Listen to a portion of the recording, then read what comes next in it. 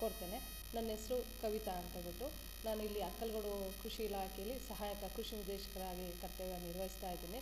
ನಾನು ಈ ದಿನ ಈ ಉನ್ನತ ಹುದ್ದೆಗೆ ಬರಬೇಕಂತಂದರೆ ನಾನು ಒಂದು ಪದವಿಯನ್ನು ಪಡೆದು ಪದವಿಯಲ್ಲಿ ಸಾಕಷ್ಟು ಕಷ್ಟ ನಷ್ಟಗಳನ್ನು ಎದುರಿಸಿ ಈ ಮಟ್ಟಕ್ಕೆ ಈ ಉನ್ನತ ಹುದ್ದೆಗೆ ಬಂದಿದ್ದೀನಿ. ಮೊದಲು ನಮ್ಮ ಆಸಕ್ತಿ ಮತ್ತು ಶ್ರಮನೇ ಮುಖ್ಯ. ಇತ್ತೀಚಿನ ಕಾಲದಲ್ಲಿ ನಾವು ನೋಡ್ತಾ ಇದ್ದೀವಿ, ಈಗ ಮಹಿಳೆಯರು ಪುರುಷರಷ್ಟೇ ಸಮಾನವಾಗಿ ಕೆಲಸ ಮಾಡ್ತಾ ಇದ್ದಾರೆ. ಅಂದರೆ ಎಲ್ಲ ಮಹಿಳೆಯರು 100ಕ್ಕೆ 100 ಮಾಡ್ತಾ ಇಲ್ಲ, ಆಸಕ್ತಿ ಇರೋರು ಮುಂದೆ ಬರ್ತಾ ಇದ್ದಾರೆ. ಇದೇ ಥರ ಅವಕಾಶ ಎಲ್ಲ ಮಹಿಳೆಯರಿಗೂ ಸಹ ಸಿಗ್ತಾ ಇದೆ.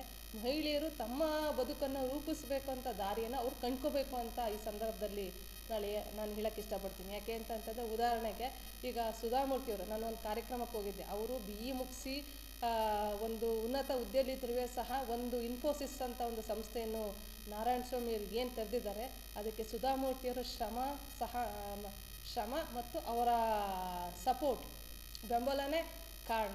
ಯಾಕೆ ಅಂತಂತಂದರೆ ಅವರು ಇನ್ನೂ ಉನ್ನತ ಹುದ್ದೆಗೆ ಹೋಗೋದಾಯಿತು, ಬಟ್ ಅವರು ಒಂದು ಸಂಸ್ಥೆನ ಸ್ಥಾಪನೆ ಮಾಡಿ ಸಾಕಷ್ಟು ಜನ ಮಹಿಳೆಯರಿಗಾಗಿರ್ಬೋದು ಪುರುಷರಿಗಾಗಿರ್ಬೋದು ಒಂದು ಉದ್ಯೋಗವನ್ನು ಕಲ್ಪಿಸಿದ್ದಾರೆ. ಅದೇ ರೀತಿ ಅದನ್ನೊಂದು ಮಾದರಿಯನ್ನಾಗಿ ಇಟ್ಕೊಂಡು ಸಹ ನಮ್ಮ ಈ ಜಗತ್ತಿನಲ್ಲಿರುವ ಹೆಣ್ಮಕ್ಳು ಸಹ ಅವರವರು ಸ್ವಾವಲಂಬಿತನನ ಬಳಸ್ಕೋಬೋದು. ಅಂದರೆ ಈಗ ಉದಾಹರಣೆಗೆ ಒಂದು ಶಾಪ್ ಇಡ್ಬೋದು, ಮೆಡಿಕಲ್ ಶಾಪು, ಅಥವಾ ಟೈಲರಿಂಗಲ್ಲೇ ದೊಡ್ಡ ಸಂಸ್ಥೆನ ಸ್ಥಾಪನೆ ಮಾಡ್ಬೋದು. ಸಾಕಷ್ಟು ಅವಕಾಶಗಳಿದೆ. ಅದನ್ನು ಅವರು ಬಳಕೆ ಮಾಡೋದ್ರಲ್ಲಿ ಇದೆ, ಮತ್ತು ಅವರ ಆಯ್ಕೆ ಮಾಡೋ ದಾರಿಯಲ್ಲೂ ಸಹ ಅವರು ಒಂದು ವಿವೇಚನೆಯಿಂದ ಆಯ್ಕೆ ಮಾಡ್ಕೋಬೇಕು ಅಂತ ಈ ಸಂದರ್ಭದಲ್ಲಿ ಹೇಳೋಕ್ಕೆ ಇಷ್ಟಪಡ್ತೀನಿ. ಈಗ ಯಾವುದೇ ಆಗಲಿ ವೃತ್ತಿ ಅನ್ನೋದೇ ಅಂತಿಲ್ಲ, ಸಣ್ಣದೇ ಆಗಿರ್ಬೋದು ದೊಡ್ಡದೇ ಆಗಿರ್ಬೋದು, ಅದರೊಳಗೆ ನಾವು ಶ್ರಮ ಪಟ್ಟರೆ ಖಂಡಿತ ಅದಕ್ಕೆ ಒಂದು ಬೆಲೆ ಅಂತೂ ಇದ್ದೇ ಇದೆ.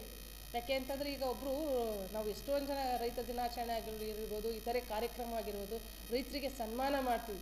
ಯಾಕೆ ಅಂತಂದರೆ ರೈತ ಮಹಿಳೆಯರು ಸಹ ಈಗ ಕೃಷಿಯಲ್ಲಿ ಹೆಚ್ಚಿನದಲ್ಲಿ ತೊಡಗಿದ್ದಾರೆ.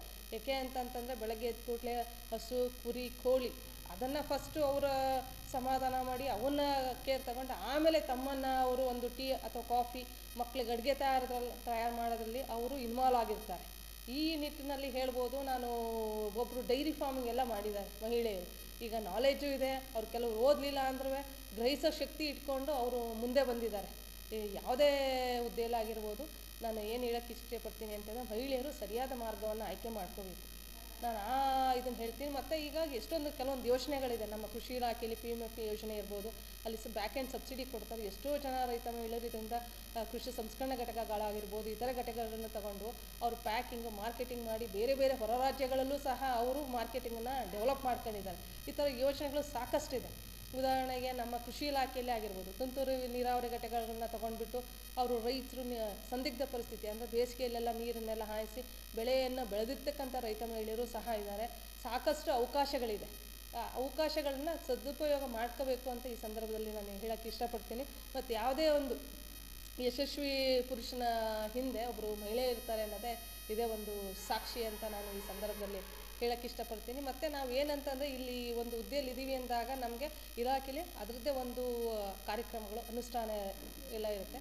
ನಾವು ಆದಷ್ಟು ಸರ್ವಿಸನ್ನು, ರೈತರಿಗೆ ಸೇವೆಯನ್ನು ಒಂದು ಮನೋಭಾವನೆ ಕೊಟ್ಟರೆ ಸಾಕು, ಅವ್ರು ಮುಂದೆ ಬರ್ತಾರೆ, ಅವ್ರು ನೆನೆಸ್ಕೋತಾರೆ. ಅವರು ಇದರಿಂದ ಸಾಕಷ್ಟು ಅವರು ಆರ್ಥಿಕ ಮಟ್ಟವನ್ನು ಸುಧಾರಣೆ ಮಾಡ್ಕೋತಾರೆ ಅಂತ ಈ ಸಂದರ್ಭದಲ್ಲಿ ಹೇಳೋಕ್ಕೆ ಇಷ್ಟಪಡ್ತೀನಿ. ಧನ್ಯವಾದಗಳು.